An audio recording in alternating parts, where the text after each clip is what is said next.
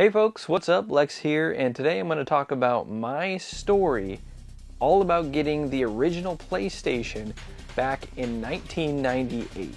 Now in 1998 I was in 5th grade, so I was about 10, 11 years old, and I kind of have to talk about where I came from with video games to get to the point where I wanted a PlayStation and why I was getting it in 1998. A few years after it had already released. Growing up, my parents didn't have a lot of money. In fact, my mom was a single mom for many years before she met my stepdad, and it took a few years for them to, gain some money between the two of them. So really, my video gaming was hand-me-downs. My first console was an NES, which was a hand-me-down from my uncle, and then I went and upgraded to a Super Nintendo in 1994. My very own Super Nintendo, brand new, out of the box, and then it was time to upgrade from a Super Nintendo to something else. Now, making that decision was both easy and tough at the same time. You basically had two big consoles out, the Nintendo 64 and the PlayStation. At that point, Sega Saturn was on its way out, and really the Ataris of the world were pretty much done for. Now by 1998 I had actually played quite a bit of the Nintendo 64 because a lot of my friends had a Nintendo 64. So I felt like I had enough knowledge of the Nintendo 64 to know that it wasn't really for me. Now I know a lot of you probably love the Nintendo 64 and I don't want to dogpile on it or anything like that. But I really despise the controller of the Nintendo 64. It was just not for me. It didn't feel comfortable. Every time I had to use one, I looked at it, puzzled. Like, how am I supposed to hold this? I didn't get it. I still don't get it, to be honest with you. So I had played a lot of Nintendo 64 at my friends. I played a lot of Nintendo 64 at Walmart. Looking up at the monitor that was way up there, and probably gave a lot of us neck problems just playing Mario 64 on the kiosk or Diddy Kong Racing. And I had fun with the Nintendo 64 despite the controller, so I knew that if I did get a Nintendo 64 I'd still have fun with it, but I kind of wanted something else. The really big games hadn't quite hit the system yet. And the big games that did hit the system were still fairly new to the point where I wasn't hearing a lot of buzz about them. So the PlayStation really hinged on one game for me, which is kind of crazy to say, and I know a lot of you will laugh about this, but the main reason I wanted the PlayStation was for this game, WWF Warzone. That's right. WWF Warzone on the PlayStation. I wanted this game so bad because I had just become a wrestling fan maybe a year and a half earlier, and this guy on the cover, Stone Cold Steve Austin, was the hottest thing in all of pro wrestling, and it was like a match made in heaven. Now, the popular opinion is that the Nintendo 64 wrestling games are miles better than the Acclaim wrestling games on the PlayStation, and I can't really argue that, but I'll talk about Warzone a little bit later because I want to talk about how I actually got the PlayStation. And I got the PlayStation basically by doing what you did back then, bugging your parents. I bugged my parents almost non-stop that I wanted a Sony PlayStation. I wanted it so bad. They made a deal with me that I actually kind of regret to this day, only because I wish I had my old stuff. They told me, if you sell your Super Nintendo and all your games, then we can put that money towards a Sony PlayStation. And me, having played all my Super Nintendo games so much, loved them, but Super Nintendo games kind of had a ceiling on how in-depth they were. I agreed to it. I said, yeah, let's go ahead and do it. And this pains me right here. It's not that I had a bunch of rare and valuable games or whatever, but I sold my Super Nintendo and all my games for $90 to someone halfway across the country. It broke my heart having to part with that, but I knew that there were bigger and possibly better things on the horizon.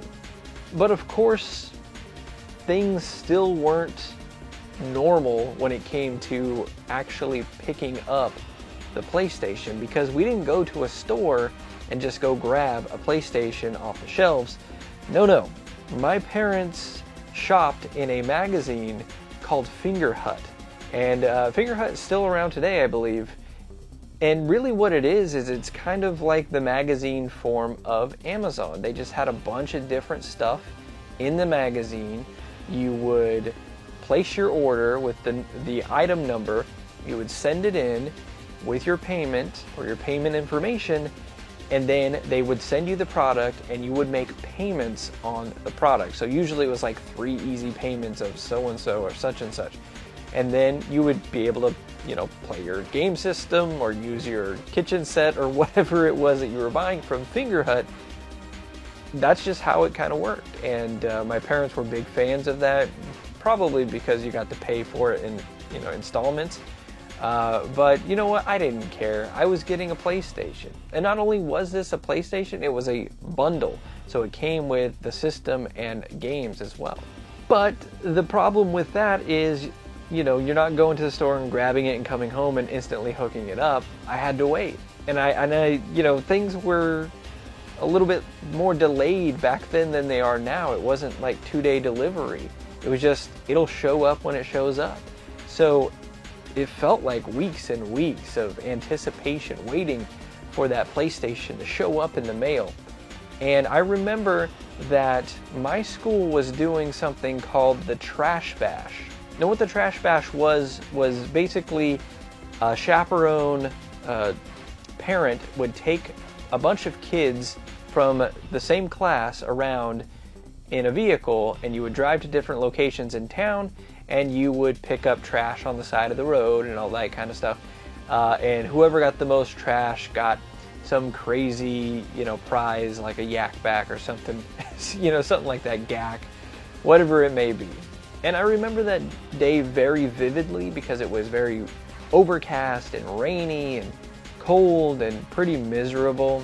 And I didn't want to be picking up trash with a lot of, students that I didn't really care for. They weren't my friends really or anything like that. Going around in my dad's van and just picking up all this trash and everything. But I remember that when we got home, there was a package waiting for me. And sure enough, it was my PlayStation, my Sony PlayStation. I was so excited. Not only was it the PlayStation, but it came with Crash Bandicoot 2. And I don't know if I could have asked for a better game than Crash 2 to start my PlayStation journey out with, because not only is it really fun, but it's got a lot of levels. It's got a level hub. Technically it was pretty impressive at the time, and I just had a blast with it. But of course, you go through that game and the game is done, and then what? What do you do? Well, again, my parents weren't rushing out to buy me game after game. So other than renting games from the video store, which I did frequently and hope to talk about in a future episode, what I did was what most kids did back in the day. You got demo discs. And these demo discs were lifesavers because they had a lot of games on them usually. And I was a sports fan, so even the sports games that were on here, I had a blast checking out. Demo discs were so important to the PlayStation. That's the first time I played Metal Gear Solid. That's the first time I saw Parasite Eve. That's the first time I played games like Silent Hill and so on and so forth. They were so vital to being a PlayStation gamer because the Nintendo 64 didn't have this. The fact that the PlayStation did discs meant that magazines could stuff demo discs in the packaging of the magazine, And so when you go buy the magazine, you also got games to try out. It was incredible. Now, circling back to WWF Warzone, well, I didn't have WWF Warzone, but I wanted it, and that's the #1 thing I put on my Christmas list for Christmas of 1998. And sure enough, come Christmas 1998, there it was. I opened my present, WWF Warzone. I was so excited to pop it in and play it and have a blast. And I got to do that a little bit before we had to go to the family Christmas event. And I was so excited that I brought the game along with me just so I could show all my cousins and aunts and uncles of, what I got for Christmas. This wrestling game with Stone Cold Steve Austin, who was the coolest guy in the world, in my world at that time, and just brag about this. And also my cousin had a PlayStation as well, so I could bring it over there and we could play it and have a good time and all that good stuff. I even have this picture of me, Christmas of '98, holding WWF Warzone in my hands and just annoying everybody with talking about it. I was just so excited. And despite, I understand not a lot of people like that game, I had so much fun with Warzone, creating wrestlers and going through the ladders and, playing versus my cousins and friends and all that kind of stuff. And eventually, WWF Attitude came out and I went and rented that and had a blast with that too. And it wasn't until later that I realized that I was playing inferior wrestling games, but I didn't care because I was having such a great time with my Sony PlayStation. And this really opened my eyes to what gaming could actually be, because with WWF Warzone, you got the actual music, the actual wrestlers' entrance themes on the discs. And it felt so good because I would see the wrestling games on Nintendo 64, and the wrestling theme sounded really bad, and so I know it's kind of a shallow thing to hang your hat on with that, but it was so cool just hearing those themes. I didn't have a computer, I didn't have the internet, I didn't buy wrestling CDs back in the day, so just to hear that, it was great.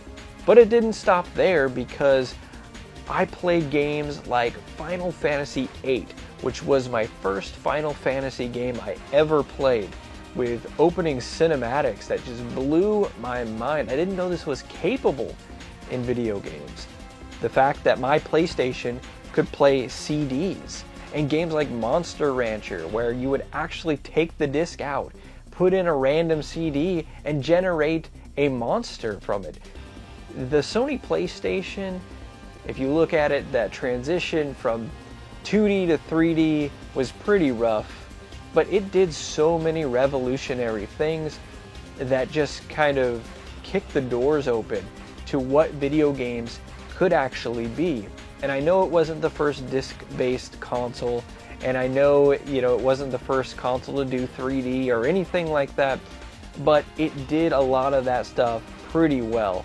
And, I have a huge spot in my heart for the Sony PlayStation, including that very comfortable controller, which I still think is one of the best controllers ever made.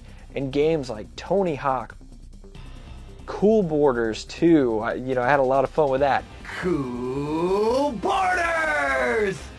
Ape Escape. Twisted Metal 2 was one of my favorite games to play. Theme Hospital really kind of fueled my love of sim games.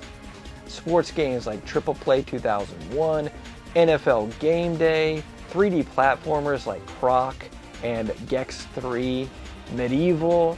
I mean, there's just so many great games on this system, and I could go on forever and ever about the PlayStation, and someday I'll do a top 10 or my top 10 PlayStation 1 games to kind of give you a good idea of what I think is really, really great on this console, what you should play on this console if you've never experienced it yourself. So, what did you think about the Sony PlayStation? Were you a PlayStation kid or a Nintendo 64 kid, or were you lucky enough to have both? Or were you lucky enough, Like some kids I knew, lucky enough to have a Sega Saturn on top of it, which, you know, was kind of like the rich folks console back in the day. Like I only knew one person that ever had a Sega Saturn when I was a kid, and he would brag about it, but nobody else had a Sega Saturn, so he couldn't brag about it too much because nobody knew what he was really talking about.